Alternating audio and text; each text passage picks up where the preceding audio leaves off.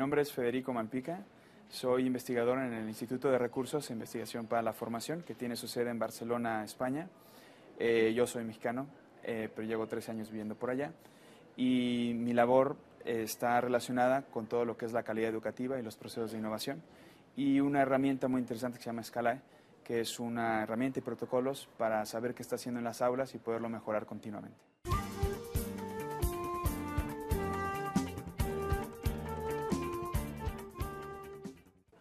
Una persona es competente cuando es capaz de, ante una situación problemática de la vida, sea la vida personal, profesional, la competencia que sea, ¿no? Aquí estamos hablando de competencias para la vida, entonces ante una situación problemática de la vida que se le plantea, sea capaz de resolverla, pero a través de un análisis de esa situación problemática, y a partir de aquí pueda escoger algunos esquemas de actuación que sean oportunos, que sean adecuados para resolver esa competencia, y luego sea capaz de aplicar ese esquema de actuación, el que haya escogido que es el adecuado, de manera estratégica, adaptada, para poder resolver esa situación problemática, ¿no?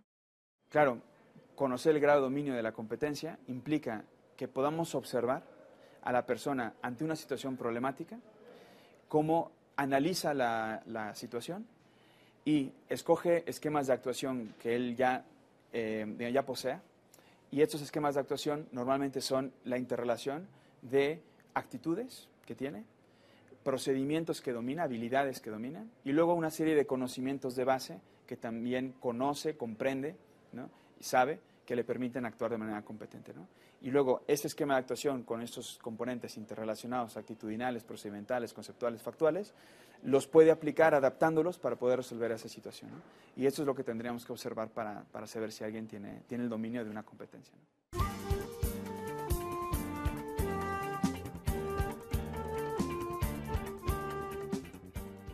El objeto de evaluación de una enseñanza por competencias, yo diría que son dos.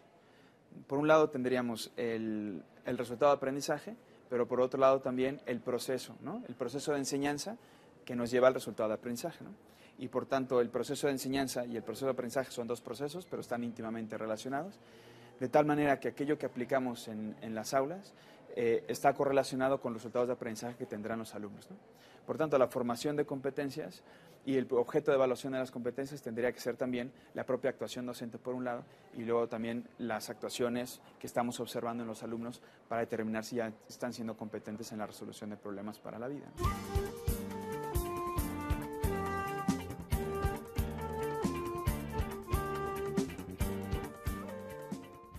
La formación por competencias es una pequeña revolución que estamos causando en el ámbito educativo, porque estamos teniendo que pasar digamos, de una tradición, de una enseñanza con una organización del aula más o menos simple, donde los alumnos, pues si estaban bien ordenados y callados mientras uno explicaba, luego hacíamos un ejercicio y luego una evaluación, pues era suficiente para ir cubriendo el programa, ¿no?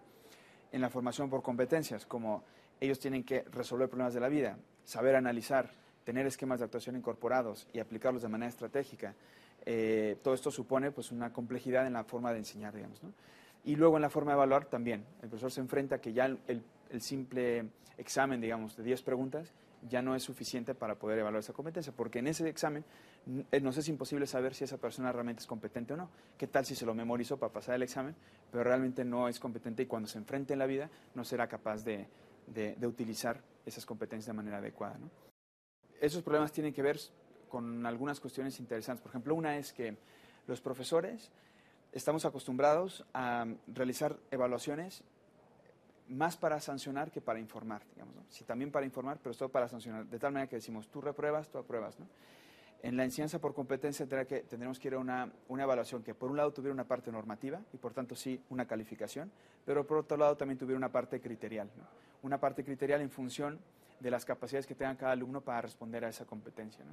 Por tanto, tendríamos incluso que elaborar como boletas de calificaciones con 2 columnas, donde hubiera la parte normativa, que es la que marca pues, las autoridades y que es la oficial, digamos, pero luego tuviera una parte criterial donde en función de la competencia que ya ha adquirido el alumno, yo le pueda medir hasta qué grado está llegando, ¿no? Después de una formación, después de una serie de actividades didácticas que yo le he puesto, ¿no?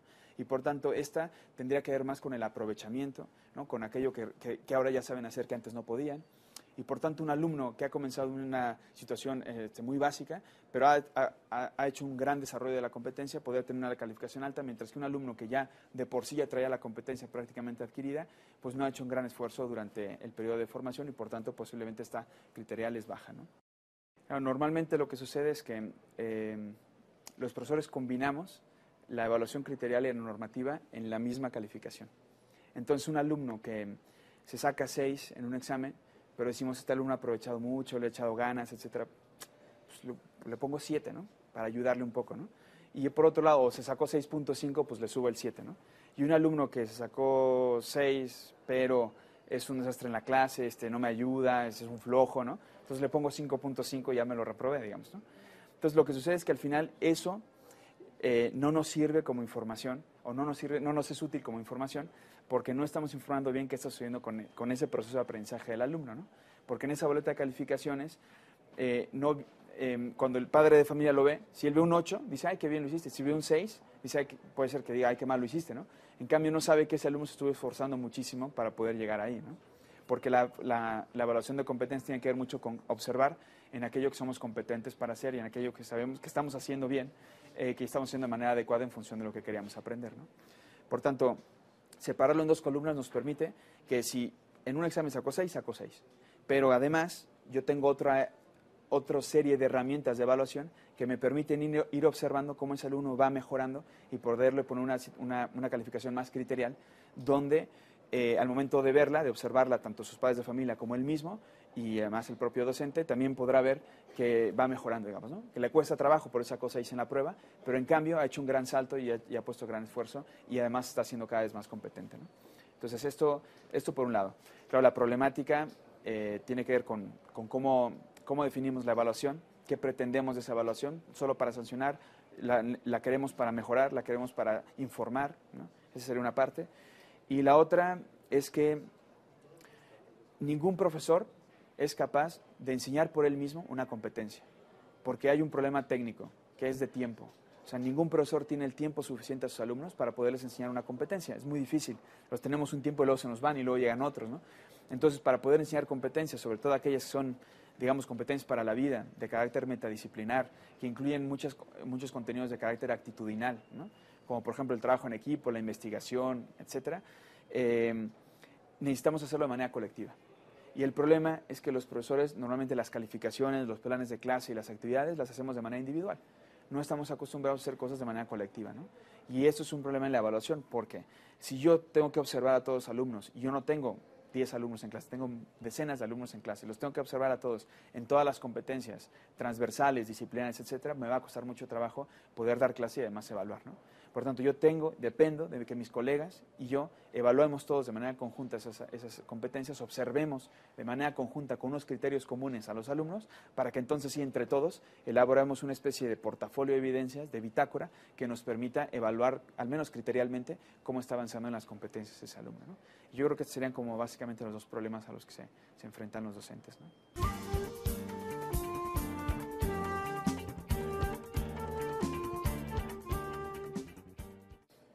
Número 1, necesitamos observar la capacidad de análisis que tienen los alumnos frente a una situación problemática. Esa es la primera parte. Por tanto, una herramienta muy importante es crear situaciones problema, simularlas, pero que sean lo suficientemente reales, o crear situaciones reales problemáticas que tengan que resolver los alumnos. Y en esa resolución, observar cómo analizan la situación y qué decisiones toman. Y las decisiones que toman tendrían que ser al respecto de los esquemas de actuación que nosotros hemos enseñado y que ellos se supone que han aprendido para poder resolver esa situación, ¿no? Entonces, por ejemplo, ante un problema de matemáticas concreto donde se necesita la multiplicación para resolverlo, el alumno tendría que analizar el problema. Eso sí, el problema tiene que ser complejo, porque si le damos un problema de matemáticas donde le preguntamos la única variable que falta, pues es muy fácil que él diga, pues es esto, ¿no? Y entonces no lo estaremos ayudando a analizar, ¿no? Y luego nos vienen evaluaciones complejas como las de PISA y como hay 10 variables ya se pierden los alumnos, ¿no? Entonces tenemos que poner situaciones suficientemente complejas. Complejo significa que tengan más variables de las que se necesitan para resolver el problema. Porque normalmente la vida es así, es compleja y tiene muchas más variables de las que se necesitan para resolver los problemas, ¿no? Por tanto, aquí estaríamos entrenando su capacidad de análisis. Esa sería la primera herramienta, ¿no? Luego, lo siguiente es que escojan esquemas de actuación. Como ya hemos dicho, los esquemas de actuación están compuestos básicamente de 4 tipos de contenidos: de carácter factual, que son todos los hechos y datos que se tienen que memorizar. Luego, de carácter conceptual, que son todos los conceptos y sistemas conceptuales que se tienen que comprender y construir y poder aplicar. Luego, los procedimientos, que son todas aquellas habilidades, todo el saber hacer, pasos para conseguir un objetivo en concreto, y estos se tienen que dominar, ¿no?, a través de la práctica. Y por último, las actitudes, ¿no? Actitudes que pueden ser normas, valores, pero que expresados en comportamientos, donde la persona, a través de situaciones ejemplares, de situaciones problemáticas, de debate y posicionamiento, los ha incorporado en su escala de valores y actúa con comportamientos más o menos estables en consecuencia, ¿no? Y por tanto, cada uno de ellos forma parte de este esquema de actuación que utilizamos para poder resolver un problema, pero sucede que como se aprende de manera diferente, también se tienen que evaluar de manera diferenciada, ¿no? Por ejemplo, en este problema de matemáticas, ¿no?, los alumnos, si tenemos 4 alumnos, imagínense que tenemos 4 alumnos, cada alumno puede estar fallando en en una de las diferentes partes de este esquema de actuación. Un alumno, por ejemplo, está fallando porque no se sabe las tablas de multiplicar. Como para el problema se necesita hacer una multiplicación, pero no sabe bien las tablas, falló. El otro alumno también falló, por tanto no es competente, pero en lo que falló es que al momento de analizar el problema definió que lo que se necesitaba era una suma y no vio que lo que necesitaba realmente era una multiplicación. Por tanto, pues todavía no entendió el concepto de multiplicación y para qué se aplica, ¿no? Por tanto, falló en lo conceptual, ¿no? Otro alumno analizó bien el problema, se sabe bien las tablas, tiene claro el concepto, pero al momento de hacer el algoritmo de la multiplicación falla, o sea, se equivoca, ¿no? Por tanto, el procedimiento de la multiplicación lo tiene que practicar más, todavía no lo domina, ¿no? Y el otro se analiza bien el problema, digamos, se sabe bien las tablas, al derecho y al revés, el concepto de la multiplicación lo tiene muy bien, el algoritmo los puede hacer muy bien, pero es un poco displicente, flojo, como que no le llama la atención las matemáticas, ¿no? No tiene una actitud correcta. Como no tiene una actitud correcta, al final falla en cualquiera de las otras 3, ¿no? O no desarrolla el problema, o se inventa otras cosas, etcétera, ¿no? Por tanto, ninguno de los 4 es competente. Sin embargo, cada uno de ellos tiene un fallo en una parte del esquema de actuación diferente, ¿no? Por tanto, hay que atacar diferente. El primero, lo que tendremos que hacer es, tú necesitas practicar más la memorización, ejercitar la memorización de las tablas de multiplicar. El siguiente, habría que volverle a explicar el concepto, ponerle más ejemplos que pueda aplicar en más situaciones para que entienda cuál es el concepto de la multiplicación y para qué se utiliza. El tercero, lo que tendría que hacer es ejercitar más, practicar más el procedimiento del algoritmo de la multiplicación. Y el último, habría que hablar con él o convencerlo, o él convencerse, motivarlo, ponerle ejemplos de para qué lo va a utilizar en la vida, por qué es importante la multiplicación y resolver este tipo de problemática, ¿no? De tal manera que él fuera incorporando esa actitud correcta que se necesita para ser competente, ¿no? Por tanto, ahí ya tenemos varias herramientas para la evaluación de competencias en función del tipo de contenido que se necesite para esa competencia y esos esquemas de actuación. Y por último, tendríamos que observar que puedan utilizar de manera interrelacionada ese esquema de actuación con todos esos contenidos para resolver el problema y de manera estratégica, porque dependiendo del problema tendrían que poderlo adaptar, ¿no?